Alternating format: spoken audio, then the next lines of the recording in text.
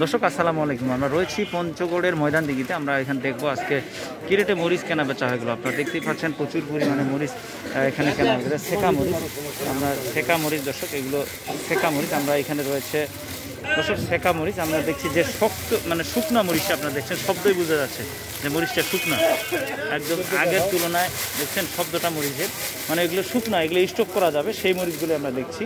পাশাপাশি এখানে এটা বোধহয় জিরা নাকি কারেন্ট শেখা দর্শক।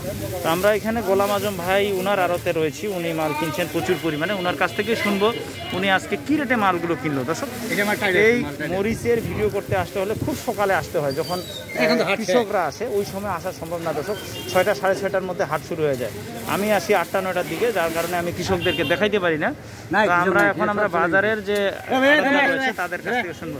আজম ভাই, কত করে আজকে সেকা মরিচ গেল? সেকা মরিচ মূলত আসলে আমাদের হাটে 3 প্রকার মরিচ আছে। জি জি। একটা হলো সেকা, জি, একটা হলো জিরা, জি, আর একটা হলো কারেন্ট জিরা।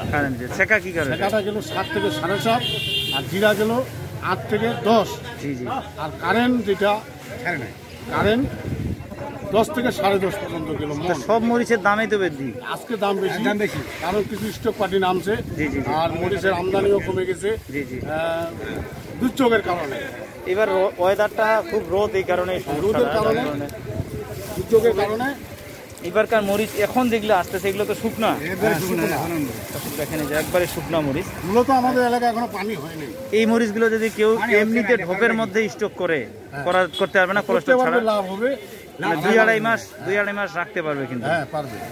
দর্শক আপনারা যদি কেউ নিজেরাই যদি কেউ এইসব ঢোপের মধ্যে, অর্থাৎ এটার মধ্যে একটা পলিথিন দিতে হয়, এটা দিলে ঢোপের মধ্যে 1-2 মাস রাখা যায়।